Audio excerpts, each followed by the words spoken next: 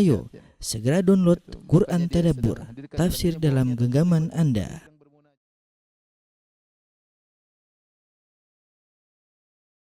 Bismillahirrahmanirrahim. Assalamualaikum warahmatullahi wabarakatuh. Alhamdulillahi ala ihsanih wa syukru lahu ala taufiqihi wa amtinanih. Wa asyhadu an la ilaha illallah wahdahu la syarika lahu ta'ziman li sya'nih. Wa asyhadu anna Muhammadan abduhu wa rasuluhu da'ila ridwanih. Allahumma salli alaihi wa ala alihi wa ashabihi wa ikhwan. Para ikhwan, para akhwat yang dirahmati oleh Allah Subhanahu wa taala.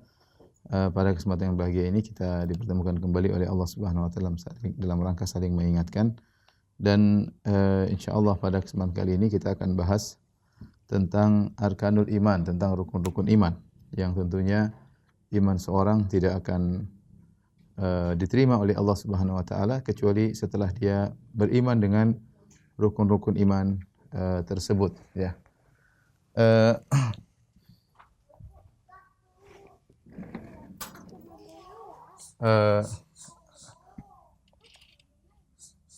Kedudukan agama, ya.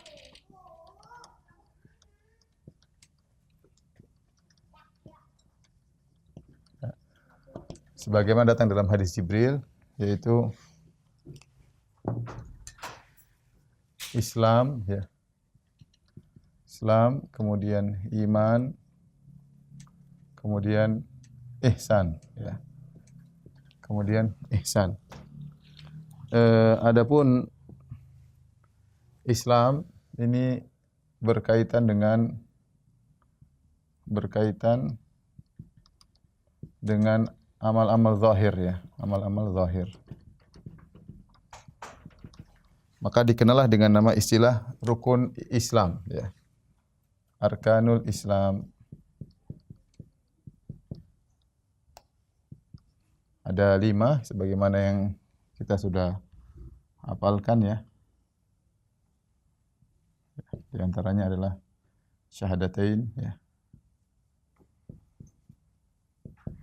Di antaranya adalah salat, kemudian zakat, kemudian saum, puasa, kemudian al-hajj, haji.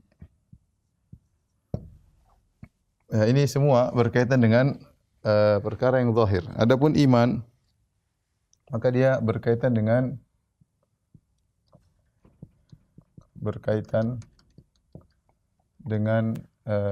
batin, ya. Amalan-amalan batin. Maka disebutlah dengan istilah arkanul iman. Arkanul iman ada 6. Kali ini ada 5. Kali ini ada 6. Ya. 6 tersebut yaitu antu'minu billahi, beriman kepada Allah, kemudian wa malaikatihi wal malaikah, kemudian wa kutubihi wal kutub, kemudian wa rusulihi war rusul, yaumil akhir, kemudian al-qadar.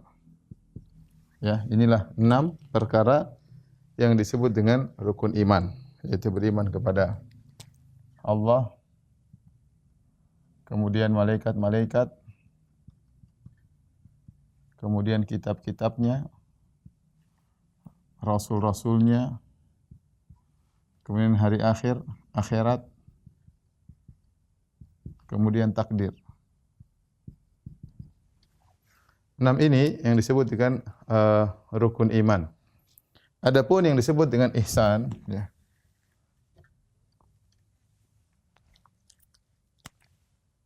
Ya, ihsan yaitu kata Nabi sallallahu alaihi wasallam, "Anta abudallaha ka'annaka tarahu, fa in lam takun tarahu fa innahu yarak." Kata Nabi sallallahu alaihi wasallam, engkau beribadah kepada Allah, ya, seakan-akan engkau melihatnya.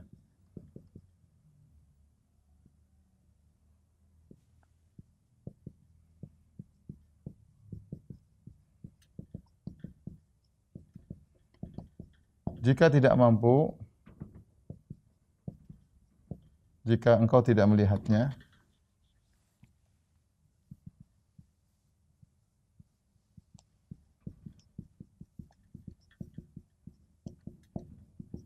maka yakinlah dia melihatmu. Dia melihatmu.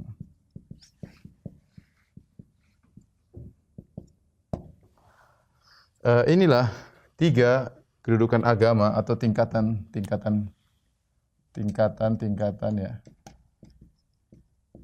Kedudukan agama mulai dari pertama adalah Islam, kemudian iman, kemudian ihsan. Ini datang dalam hadis Jibril ketika malaikat Jibril menjelma menjadi manusia, kemudian dia bertanya kepada Nabi sallallahu alaihi wasallam, "Akhbirni anil Islam." Ya Muhammad, kabarkanlah kepadaku tentang Islam. Maka Nabi pun menjelaskan rukun Islam. Nabi mengatakan, Islam itu engkau bersaksi bahwasanya syahadatain, tidak ada yang berhak disembah kecuali Allah, Rasulullah dan Muhammad dan Rasulullah. Kemudian tuqimus shalah, engkau menegakkan salat, kau bayar zakat. Ya, bayar zakat. Kemudian as-saum, kau berpuasa dan kau berhaji. Kemudian Jibril bertanya lagi, "Fa akhbirni anil iman." Kabarkanlah aku tentang iman.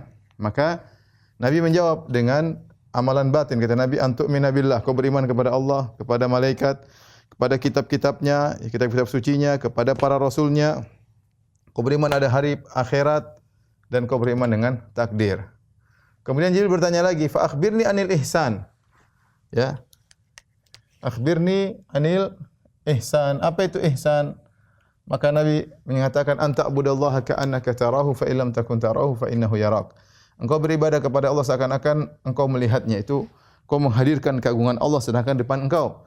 Jika kau tidak melihatnya, maka yakinlah Allah melihatmu. Nah, inilah tingkatan Islam, iman dan ihsan. Ya. 3 hal ini, jika disebut salah satunya, maka dia mencakup yang lain. Ya. Kalau disebut Islam doang saja, ya Islam mencakup iman dan mencakup ihsan. Kalau disebut iman saja, iman yang mencakup Islam dan juga mencakup ihsan. Tapi kalau digabungkan, maka Islam beda, iman beda, ihsan beda. Islam berkaitan dengan amalan zahir, iman berkaitan dengan amalan batin, masalah keyakinan. Adapun ihsan yaitu bagaimana engkau menerapkan peribadatan. Bagaimana kondisimu tatkala kau menerapkan peribadatan seakan-akan Allah hadir di hadapanmu dengan keagungannya, ya. Jika kau tidak mau melihatnya, maka Allah melihatmu. Karenanya para ulama mengatakan orang Islam, ya, Islam di tingkatannya paling di bawah, kemudian iman, kemudian yang paling tinggi adalah ihsan. Tidak semua orang Islam bisa memenuhi, ya, iman yang sempurna, dan tidak semua orang yang beriman bisa memenuhi ihsan yang sempurna. Nah, ini perhatikan, yang kita mau bahas adalah tentang iman. Ada 6 poin di sini, ya. Nomor 1, nomor 2, nomor 3, nomor 4, nomor 5, nomor 6. Nah, rukun iman ada 6, ya. Dan aturannya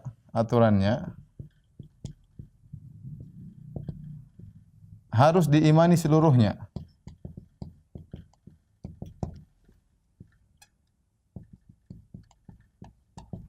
Siapa yang kufur kepada salah satunya,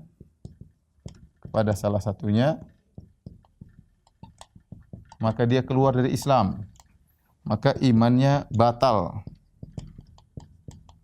secara total. Tidak boleh beriman sebagian-sebagian. Ya. Enggak boleh beriman sebagian-bagian. Misalnya ada yang beriman kepada Allah, malaikat, kitabnya, tapi Rasul enggak beriman, kafir.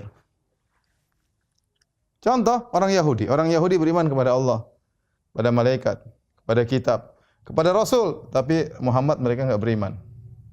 Mereka beriman akhirat, beriman pada takdir, mereka kafir. Kenapa tidak beriman kepada Rasulullah sallallahu alaihi wasallam? Sebagaimana juga dengan Nasara, ya. Contoh seorang beriman kepada malaikat, kepada Allah, kepada malaikat, kepada kitab-kitabnya seluruhnya. Rasul semua dia beriman. Akhirat dia beriman, tapi takdir dia tidak beriman. Dia mengatakan tidak namanya takdir, maka dia juga keluar dari Islam. Oleh karenanya di zaman sahabat Ibnu Umar radhiyallahu anhuma ada sekelompok orang yang dipimpin oleh seorang namanya Ma'bad al-Juhani. Dia mengatakan bahwasanya al-amru unuf, kata dia segala perkara ini tidak ditakdirkan, terjadi dengan tiba-tiba, berjalan tanpa ditakdirkan oleh Allah Subhanahu wa taala. Maka Ibnu Umar berkata kepada mereka, sampaikanlah kepada mereka, itu Ma'bad al-Juhani dan juga pengikutnya, sungguhnya aku berlepas diri dari mereka dan mereka berlepas diri dariku. Sampaikan kepada mereka bahwasanya seandainya mereka punya emas sebesar gunung Uhud, mereka infakkan di jalan Allah, maka Allah tidak akan menerima sampai mereka beriman dengan takdir.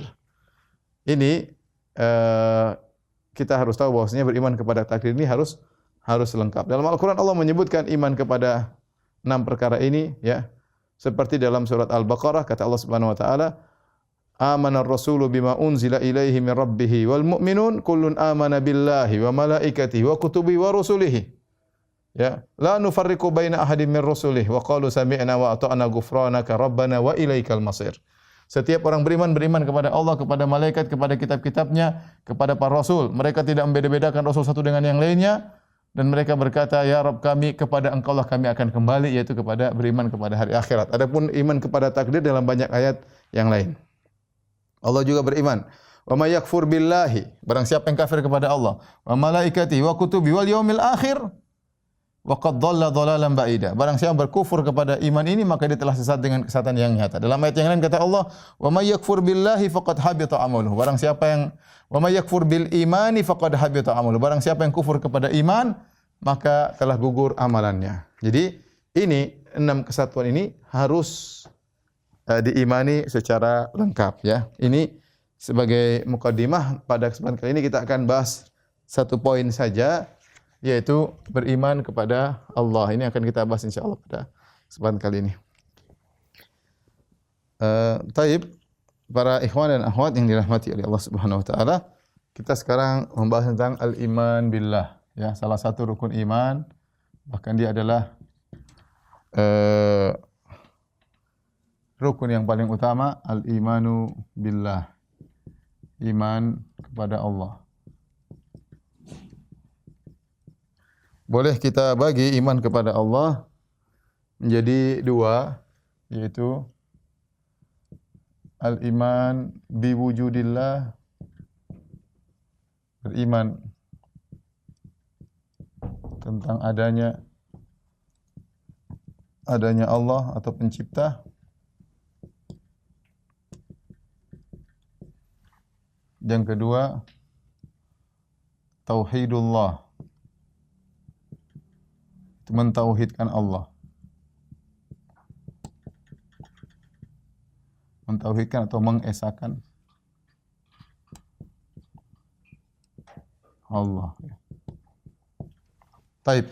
Inilah kalau kita boleh katakan 2 rukun daripada rukun iman kepada Allah, dibangun di atas 2 pondasi, ya. Berkeyakinan adanya Allah Subhanahu wa taala, kemudian mentauhidkan Allah Subhanahu wa taala. Mentauhidkan Allah ini ada juga bisa dibagi menjadi 3.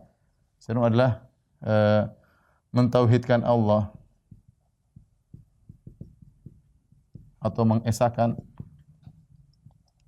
mengesahkan Allah dalam rububiyahnya, dalam hal rububiyah.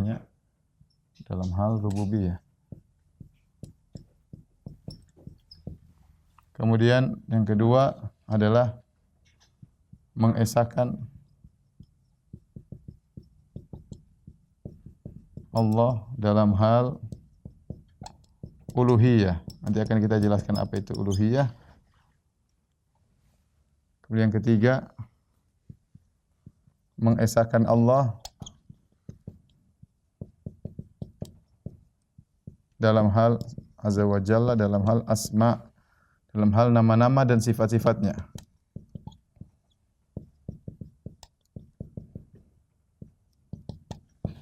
Tapi ini secara garis besar pondasi yang akan kita bahas pada kesempatan kali ini, ya, tentang iman kepada Allah. Yang pertama kita bahas, para pemirsa yang dirahmati Allah Subhanahu wa taala, kita beriman tentang adanya Allah Subhanahu wa taala. Di sini ada 2 poin yang mau kita singgung tentang iman kepada Allah, ya. Yaitu yang pertama tentang dalil-dalil adanya Tuhan, ya. Kemudian kita singgung tentang pemahaman ateis, yaitu ateis, ya, yang mengingkari Tuhan atau ilhad.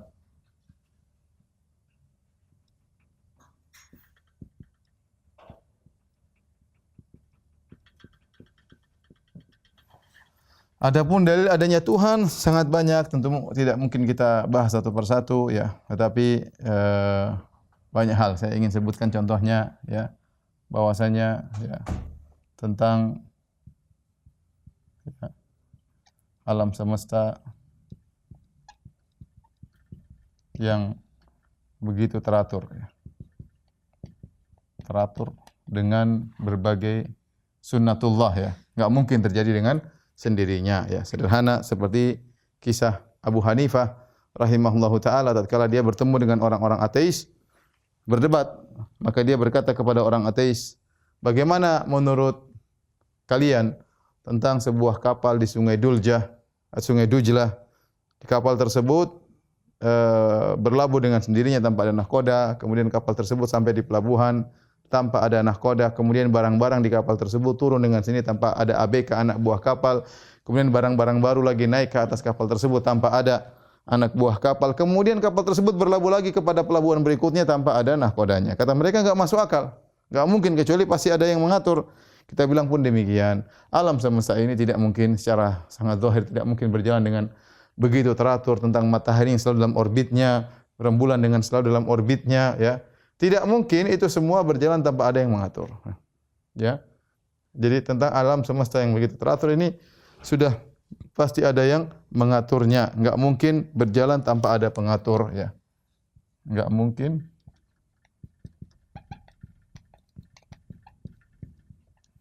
berjalan tanpa ada yang mengatur. Adapun orang-orang ateis mereka akan mengatakan terjadi dengan sendirinya. Semuanya terjadi dengan kebetulan, Tuhan mereka adalah kebetulan. Kemudian contohnya ya, alam ini tidak mungkin terjadi tanpa ada yang menciptakannya. Ini juga sangat sederhana. Sederhana. Kita bilang bagaimana ada baju enggak mungkin kecuali ada yang menjahitnya. Sederhana. Ya, orang-orang ateis mereka terlalu banyak syubhat sehingga mereka mereka menolak perkara-perkara yang musallamat, badahiyatul uqul, yaitu perkara-perkara yang mudah yang bisa dimengerti secara sederhana, gampang. Baju enggak ada yang bikin kecuali enggak muncul begini kecuali ada yang bikin. Meja enggak mungkin terjadi begini kecuali ada yang bikin. Semua papan tulis enggak ada mungkin tiba-tiba muncul tiba-tiba kecuali ada yang bikin semuanya. Enggak mungkin kita bilang semua terjadi dengan kebetulan, enggak mungkin. Kebetulan itu sangat tidak logis. Itu kebetulan itu jawaban orang yang tidak mau berpikir dengan logis dan tidak bisa melogiskan dan tidak bisa mengilmiahkan. Kita bilang alam ini enggak mungkin terjadi tanpa ada yang menciptakan. Mau pakai dalil apapun, misalnya bilang, kita alam ini terjadi dengan teori Big Bang, yaitu ada suatu benda yang sangat amat padat kemudian membesar meledak. Kita bilang iya sama aja, itu Big Bang itu yang bikin benda padatnya siapa? Enggak mungkin dari kosong tiba-tiba ada, enggak mungkin. Kalau alam semesta ini asalnya kosong tiba-tiba ada, enggak mungkin. Pasti ada yang mengadakan. Ya. Atau teori bintang kembar, dua bintang berdekatan kemudian satunya meledak, satunya tetap, akhirnya yang meledak mengorbit kepada yang dua bintang ini yang bikin juga siapa? Intinya mau teori apapun, ya kita bilang enggak mungkin ada yang bikin. Tapi dua bintang berputar. Kenapa satunya meledak, satunya tidak? Ya pasti ada yang meledakkan. Terjadi dengan sini tiba-tiba lah. Kalau tiba-tiba itu suatu hal yang tidak bisa dilogikakan, itu tidak benar. Jadi tidak mungkin terjadi tanpa ada yang menciptakan. Logika sangat sederhana. Kemudian dalil yang lain misalnya apa? Ya. Misalnya ya ketertarikan antara makhluk ya. Ini juga menakjubkan. Wa min ayatihi an khalaqalakum min anfusikum azwaja. Di antara tanda-tanda kebesaran Allah, Allah menjadikan bagi kalian pasangan-pasangan. Kenapa kita tertarik dengan kita laki-laki tertarik dengan perempuan ya? Kenapa? Ya. Kenapa sapi jantan tertarik dengan sapi betina ya? Kenapa? Lebah jantan tertarik dengan lebah betina ya. Ya. Kenapa sapi tidak memandang manusia suatu makhluk yang cantik? Ada sapi besar kita hadapkan perempuan cantik, dia enggak tertarik, dia lebih suka sama sapi yang gemuk ya, yang betina. Siapa yang mengatur seperti itu? Siapa yang mengatur ini tertarik dengan itu, ini tertarik dengan ini? Saya menciptakan laki-laki ada perempuan. Ya, kenapa? Kalau ciptakan tiba-tiba kenapa enggak laki-laki tok seluruh alam semesta? Kenapa laki-laki ada perempuan? Kenapa ada ketertarikan? Ya. Ini semua menunjukkan ketertarikan antar makhluk. Ada yang bikin. Enggak mungkin tidak ada yang bikin. Contoh lagi dalil sangat banyak seperti apa? Lihatlah bayi baru lahir sudah tahu cara menyusu kepada ibunya. Coba bayi siapa yang bayi itu baru lahir, belum bisa apa-apa ya. Belum bisa apa-apa. Kalau kita datangkan profesor seluruh alam semesta untuk ngajarin bayi tersebut kedip mata saja, suruh ngajarin gimana cara kedip mata, gimana cara enggak bisa ngajar satu profesor dunia ngajarin bayi itu melakukan sesuatu enggak bisa. Lantas kenapa tiba-tiba bayi tersebut begitu keluar dia diletakkan puting ibunya langsung dia bisa nyusu, dia tahu cara menyedot air susu ibunya. Enggak mungkin. Alladzi khalaqa fasawwa walladzi qaddara fahada. Kata Allah yang telah faqaddar, yang telah mentakdirkan fahada dan memberi petunjuk. Allah yang mengajarkan. Allah yang mengajarkan. Enggak mungkin tiba-tiba itu tahu, ya Allah yang mengajarkan bayi tersebut sehingga tahu bagaimana cara memenuhi kebutuhannya dengan menyedot air susu ibunya. Kalau orang ateis akan mengatakan terjadi dengan kebetulan. Ya. Contoh lagi, banyak sekali dalil Tuhan itu ada ya. Contohnya mukjizat para rasul. Ini kita enggak memperhatikan tapi ini telah ada dan pernah ditulis dengan sumber-sumber sejarah yang ada. Gimana Nabi Ibrahim misalnya api enggak terbakar. Tatkala ada mukjizat para rasul itu menunjukkan ada Tuhan karena sunnatullah ini semua yang ngatur adalah Allah dan Allah ingin merubah peraturannya terserah Allah. Yang bisa merubah peraturan adalah pembuat peraturan tersebut. Api harusnya membakar. Tetapi ketika terkena Nabi Ibrahim tidak membakar. Kenapa? Karena ada yang menciptakan api tersebut. Dia yang bisa merubah aturan api tersebut. Allah berkata kepada api, ya naru kuni bardan wa salaman ala Ibrahim. Wahai api, jadilah engkau dingin dan keselamatan bagi Ibrahim alaihissalam. Berarti Tuhan itu ada ya. Ya belum mukjizat Nabi Muhammad SAW ketika berwudu keluar air dari tangannya. Bagaimana? Bagaimana bisa keluar air mencurat dari tangannya? Ini Nabi bukan sumber air ya, bukan keran tiba-tiba keluar air. Bagaimana Nabi Musa tatkala memukul tongkat? Ini ada semua sejarahnya. Bukan omong kosong, ada ceritanya kemudian tercatat. Ya, bagaimana laut yang harusnya mengalir ke depan ke bawah malah ke atas. Fanfalaqa fakana kullu firqin kataudil azim. Kata Allah maka langit tersebut, air tersebut naik ke atas seperti gunung yang tinggi. Bagaimana air biasanya kan mencari tempat yang rendah, tiba-tiba air mengalir mencari tempat yang tinggi. Mukjizat ini, mukjizat Nabi ada menunjukkan adanya Tuhan. Di antara dalil Tuhan itu ada ya. Kata Allah Subhanahu wa taala pada diri kalian banyak pada diri kalian. Fi anfusikum afala tubsirun. Tidakkah kalian lihat?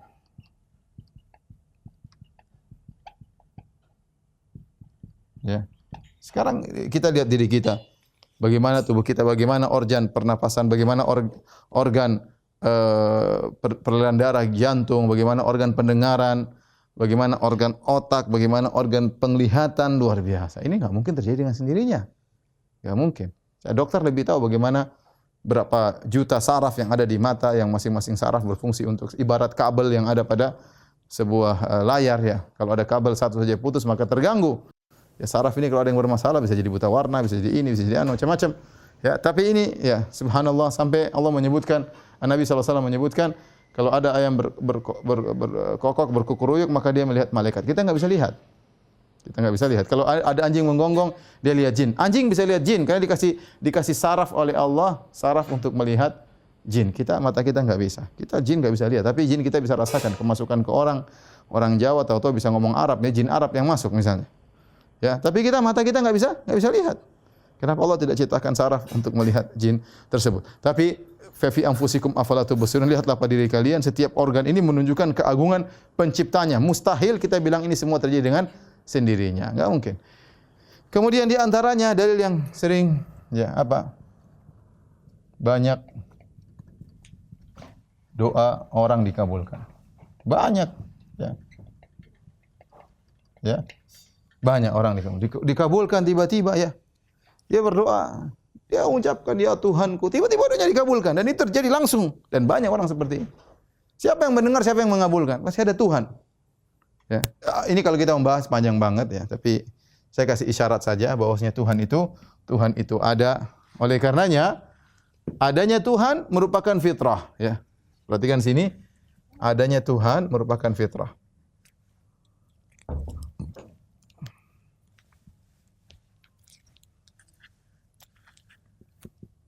Mengakui adanya Tuhan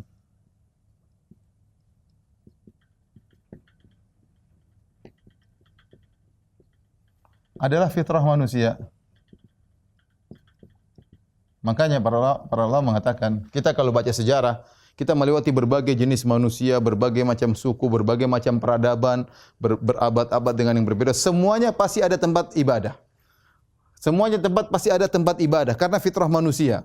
Mau yang di hutan dia mungkin menyembah apa, kayak menyembah ruh, kayak menyembah kekuatan gaib, kayak mau di mana saja pasti ada peradaban, ada yang mereka sembah, yaitu mereka meyakini ada suatu zat yang di balik yang mereka lihat, di balik atau apa namanya metafisika yang mereka tahu ada zat yang hebat yang mengatur alam semesta ini. Makanya saya katakan mengakui adanya Tuhan adalah fitrah manusia. Adapun ateisme ya, mengingkari adanya Tuhan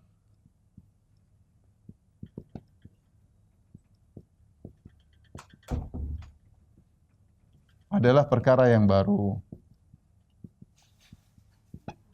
Yang baru dan minoritas. Sampai sekarang di zaman rusak sekarang seperti ini pun yang ateis sedikit, tidak ada dibandingkan dengan yang mengingkari, yang percaya adanya Tuhan. Ya. Maka orang-orang ateis dimanapun tidak banyak ya.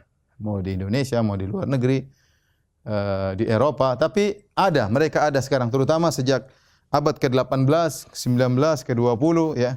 Abad 21 ya, maka pertambahan ateis semakin banyak ya. Semakin banyak, tapi kita orang beragama juga semakin banyak. Intinya ateis ini adalah perkara yang baru. Jangan bilang asalnya orang tidak kenal Tuhan, kita bilang sebaliknya. Asalnya manusia bersepakat mereka yakin adanya Tuhan meskipun tidak ada yang mengajari masing-masing suku dengan berbagai macam suku dimanapun mereka punya tempat peribadatan. Ada yang mereka sembah. Ateis adalah perkara yang baru ya. Perkara yang baru. Tuhan mereka siapa? Tuhan mereka adalah kebetulan ya. Ateis ya. Kalau kita mau sebutkan sumber ateis ada 3 ya. Atau jenis ateis. Ateisme ya. Para ulama membagi menjadi 3.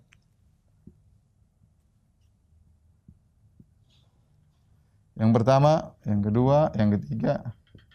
Yang pertama disebut dengan al-ilhad al-falsafi. Al-ilhad al-falsafi. Yaitu ateis filsafat. Yang kedua disebut al-ilhad al-ilmi, yaitu ateis sains ya, ateis karena sains ya. Karena kemudian yang ketiga al-ilhad syahwani,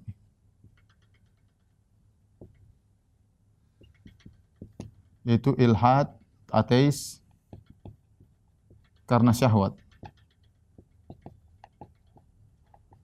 Ini kalau kita mau klasifikasikan 3 model ateis yang ada di alam semesta, kembali kepada 3 ini. Ilhad al-falsafi ini maksudnya apa? Ini ilhad atau ateis yang ditimbulkan gara-gara seorang menelaah perkataan orang-orang filsafat Yunani seperti Sokrates, kemudian Plato dan Aristoteles ya. Ya, kemudian ada perlu pembahasan apakah mereka menyuruh tidak adanya Tuhan ataukah mereka menyuruh adanya Tuhan. Tapi intinya ateis ini berdasarkan filsafat-filsafat yang diletakkan oleh Sokrates, Plato dan Aristoteles. Ada yang berpendapat sebenarnya tidak juga, tapi filsafat yang muncul sendirian. Tatkala muncul di Faransa, di Perancis, sebagian orang menggunakan filsafat dia dengan logika berpikir yang dia miliki sehingga kemudian dia mengatakan bahwasanya Tuhan itu tidak ada. Tuhan itu tidak ada ya. Dan ini filsafat ini dengan berbagai macam sebabnya. Kita lihat kalau kita lihat sejarahnya, kebanyakan yang muncul di era di mana gereja sedang berkuasa tatkala itu. Gereja sedang berkuasa. Sehingga timbullah orang-orang tidak suka dengan peraturan gereja. Ya. Muncul di Eropa, ya, di Jerman, ya, di tempat di Perancis, sehingga mereka tidak puas dengan aturan gereja. Mereka menganggap aturan gereja adalah tidak adil. Aturan gereja membuat orang akhirnya lemah, ya. Orang tidak beraktivitas, hanya dihayal-hayalkan tentang surga dan yang lainnya. Sehingga muncullah orang-orang ateis tatkala itu, seperti ada yang menulis Tuhan kita sudah mati. Ya, Tuhan kita sudah mati, sudah selesai tugasnya, sudah mati. Ya, timbul pemikiran ateis. Seperti ada yang mengatakan agama hanyalah opium, ya, hanya yang meracuni manusia, membuat mereka berkhayal tentang hari akhirat, sehingga mereka tidak beraktivitas, malas dengan urusan dunia, sehingga mereka supaya filsafat mereka mengantarkan Tuhan tidak ada. Ini namanya ateis tapi karena filsafat, karena metode pemikiran. Ini kebanyakan muncul di Eropa. Ini muncul banyak di Eropa. Di zaman tatkala gereja mulai kokoh dan yang lainnya. Ini muncul di Eropa. Adapun ilhadul ilmi ini adalah model ilhad yang disebabkan karena kebanyakan penemuan-penemuan fisika. Teori-teori fisika yang mereka menganggap teori-teori fisika ini menunjukkan Tuhan tidak ada. Ya, teori fisika atau teori biologi atau teori berdasarkan teori, maksudnya ilmi, maksudnya sains. Contoh seperti teori Darwin yang mengatakan bahwasanya semua terjadi dengan evolusi dan yang lainnya, sehingga tidak namanya Adam alaihissalam itu enggak ada. Asal manusia adalah monyet. Kalau kita orang Islam Adam malah sempurna. Adam adalah makhluk yang sangat sempurna, diciptakan langsung kedua tangan Allah Subhanahu wa taala. Karena manusia nanti kalau masuk surga dalam bentuk Nabi Adam alaihissalam, mereka berusaha mengilmiahkan. Cuma tadi seperti contoh teori bintang kembar, teori Big Bang, teori penciptaan alam semesta, yang seharusnya kalau teori itu benar, teori-teori penciptaan alam semesta itu benar, ya, itu semakin menunjukkan adanya Tuhan. Tapi mereka ilmu-ilmu yang mereka dapatkan, ya, sehingga mereka jadi menurut mereka ini semua. Jadi mereka mengatakan orang-orang kenapa beriman dengan Tuhan? Karena mereka tidak bisa menjelaskan secara ilmiah kenapa ini bisa terjadi. Tidak bisa ilmiah. Nah, kita bisa jelaskan dengan ilmiah bahwasanya terjadi ini karena teori ini. Yang menunjukkan tidak perlu Tuhan. Terjadi alam semesta ini sudah ada teorinya, tidak perlu Tuhan. Ya. Sehingga banyak orang-orang fisikawan justru ateis. Padahal sebaliknya harusnya kalau mereka menemukan rahasia-rahasia sunnatullah, teori-teori fisika, harusnya mereka semakin beriman kepada adanya Tuhan yang bisa menjalankan seluruh aturan sunnatullah tersebut. Harusnya ada Tuhan. Justru mereka harusnya beriman, bukan malah ateis. Yang ketiga, ilhad syahwani, itu ateis karena syahwat, yaitu orang-orang yang mereka tidak ingin terikat dengan aturan agama. Enggak mau aturan ini haram, ini haram, ini haram. Baik dari Nasrani, Yahudi atau Islam, dari haram semua, enggak suka dia. Dia ingin bebas, lepas. Kalau dia punya keyakinan adanya Tuhan, dia gelisah dalam melakukan maksiat, mau berzina, mau ini, mau morfin, gelisah karena larangan-larangan. Akhirnya daripada dia gelisah, bilang Tuhan tidak ada, selesai. Nah, jadi memang ada sebab-sebab ateis ini di secara global aja. Ada yang karena terkena syubhat ilmiah, baik syubhat fisika atau teori-teori evolusi dan yang lainnya. Ya. Ada yang karena filsafat, ya, yang dari landasan filsafat terus akhirnya mengingkari adanya Tuhan. Maka kita bilang, dan mereka punya syubhat-syubhat, bukan saatnya kita bahas, tapi ini saya kasih secara global bahwasanya yang benar, seorang kalau beriman kepada Allah, dia harus tahu Allah itu ada. Wa fi kulli syai'in ayatun tadullu ala annahu wahid, dan setiap apa yang kita lihat menunjukkan ada Tuhan, ada penciptanya, ya. Dan ini fitrah manusia. Saya dan Anda berapa sering kita berdoa, Allah kabulkan langsung, ya. Langsung Allah kabulkan. Ya, kita sering merasakan demikian, itu menunjukkan bahwasanya ada Tuhan yang memperhatikan kita, yang mendengar apa yang kita minta. Taib. Kita kembali pada poin yang kedua tentang iman kepada Allah. Yang paling penting adalah mentauhidkan Allah. Mentauhidkan Allah, mengesahkan Allah. Mengesahkan Allah ada 3 perkara.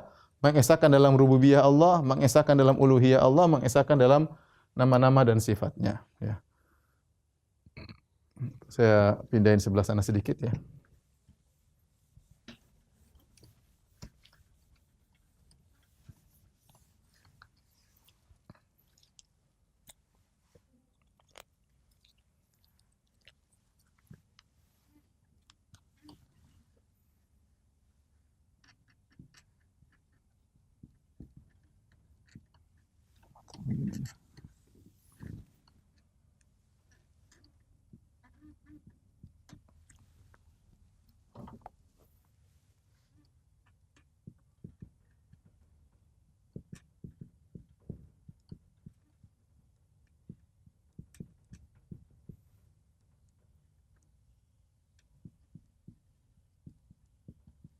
Mengesahkan Allah dalam uluhiyah.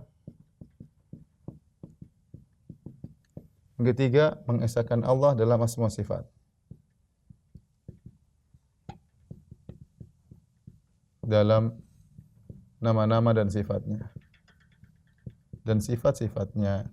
Kita tentu tidak akan menjelaskan secara panjang lebar, tapi hanya secara global. Ya.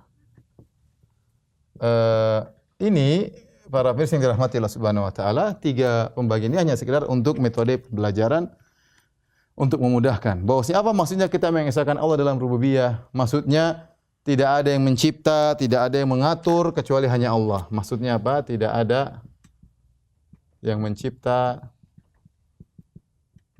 memiliki dan mengatur alam semesta ini. Alam semesta kecuali Allah. Itu disebut dengan istilah, ini istilah aja, kecuali Allah sendirian atau semata, ya. Ini istilah namanya rububiyah, yaitu tidak ada yang mencipta, tidak ada yang memiliki, tidak ada yang mengatur alam semesta kecuali Allah semata. Barang saya meyakini ada yang bersama Allah ikut mencipta. Allah dulu join sama Tuhan yang lain mencipta, ini dia kafir kepada Allah. Barang saya meyakini yang mengatur alam semesta ini ada Allah dan ada zat lain yang ikut join mengatur alam semesta, dia kafir kepada Allah. Kita yakin Allah Maha Esa, hanya Allah sendirian yang mengatur alam semesta ini, ya. Ini yang pertama. Yang kedua, kita meyakini bahwasanya Allah Tuhan tidak berbilang.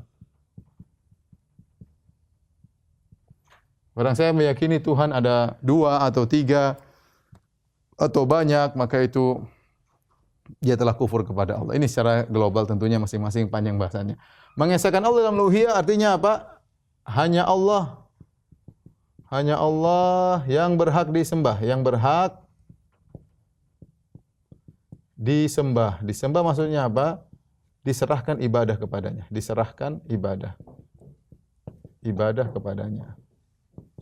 Kita tidak boleh beribadah kepada selain Allah, ya.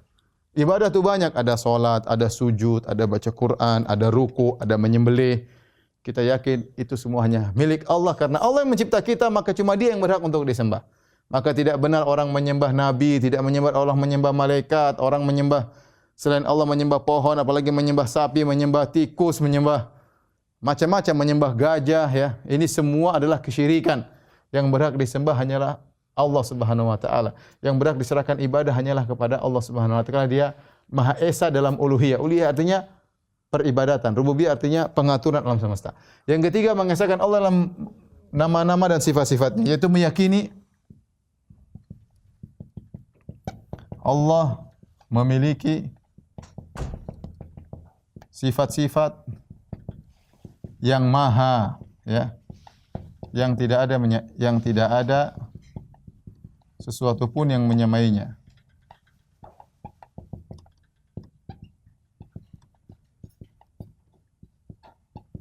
Contoh, Allah memiliki sifat ilmu. Ilmu Allah Subhanahu wa taala, contoh, ilmu Allah mencakup yang masa lalu maupun masa depan, ilmu gaib. Nah, ini kita yakin hanya Allah yang tahu. Kalau ada yang menyatakan ada dukun tahu ilmu gaib, maka dia kafir. Berarti dia tidak mengesahkan Allah Subhanahu wa taala. Sederhananya demikian, ya. Sederhananya demikian, ya. Contoh seperti kita mengatakan Allah Maha melihat, semua terlihat. Apapun yang terjadi Allah lihat, Allah tahu. Allah Maha mendengar, ya. Allah Maha memberi rezeki dan banyak. Ini sifat-sifat Allah, tidak ada yang menyamai Allah. Itulah yang disebut dengan mentauhidkan Allah, mengesahkan Allah dalam hal rububiyah, pengatur alam semesta, dalam hal uluhiyah hanya Allah yang berhak disembah, dan dalam hal nama-nama dan sifat-sifatnya, yaitu Allah memiliki sifat-sifat yang maha. Tidak ada yang menyamainya suatu pun dalam sifat-sifat dan nama-namanya tersebut. Inilah secara global para pemirsa yang dirahmati Allah Subhanahu wa taala tentang rukun iman yang pertama, iman kepada Allah Subhanahu wa taala. Maka seorang berusaha untuk bisa mewujudkan ini semua dalam keyakinannya, karena ini keyakinan adalah ibadah kepada Allah Subhanahu wa taala. Wallahu a'lam bishawab. Ini saja yang saya sampaikan kepada para hadirin hadirat Allah Subhanahu wa taala. Semoga pertemuan kita diberkahi oleh Allah Subhanahu wa taala dan semoga menjadi pemberat timbangan kebaikan kita di akhirat kelak. Kurang lebihnya saya mohon maaf. Subhanakallah bihamdik asyhadu an la ilaha illa anta astaghfiruka wa atubu ilaik. Assalamualaikum warahmatullahi wabarakatuh.